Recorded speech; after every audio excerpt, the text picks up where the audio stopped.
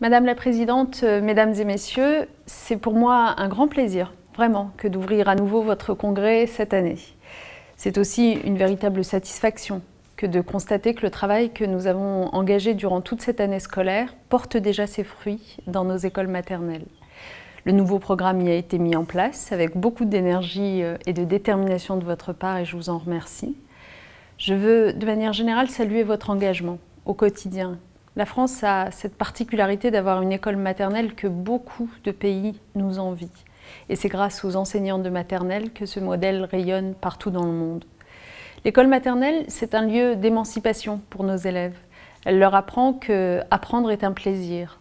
Elle méritait donc d'avoir un programme à la hauteur de ces enjeux. Et c'est pourquoi j'ai tenu à ce que ce nouveau programme de l'école maternelle soit mis en œuvre dès septembre 2015. Car c'est là une pierre essentielle de la refondation de l'école de la République que nous avons posée depuis 2012. J'ai voulu une école adaptée au siècle qui est le nôtre, une école d'aujourd'hui qui porte haut les valeurs auxquelles nous sommes attachés.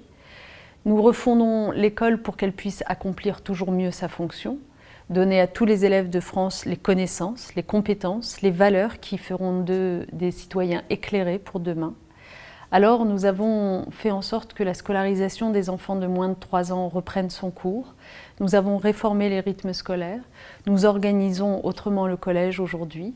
Nous avons défini un nouveau socle et des programmes qui, de l'école maternelle jusqu'à la fin du collège, suivent ce socle obligatoire.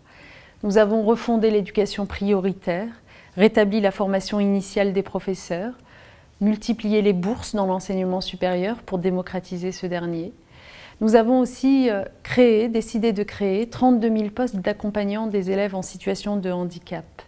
Bref, la refondation de l'école que nous conduisons est avant tout pédagogique. L'école, durant ce quinquennat, est redevenue le premier budget de la nation. Et nous créons pour ce faire 60 000 postes. En refondant l'école, élevée au rang de priorité absolue, nous agissons en vérité pour plus d'égalité, plus d'exigence, de bienveillance, plus de justice sociale et plus de réussite.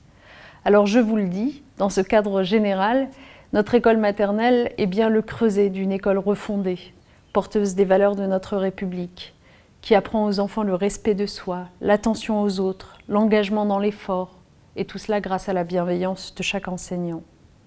Je suis fière d'avoir mené à bien une réforme qui accompagne mieux chacun de nos élèves et qui leur donne toutes les chances de mieux apprendre pour bien réussir.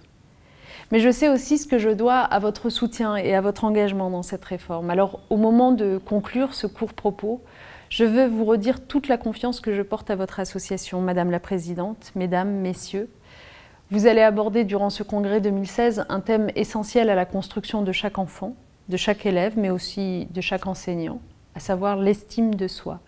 Eh bien, vous pouvez à ce sujet être assuré de mon estime à votre égard. Et c'est très sincèrement que je vous souhaite à toutes et tous un excellent congrès 2016.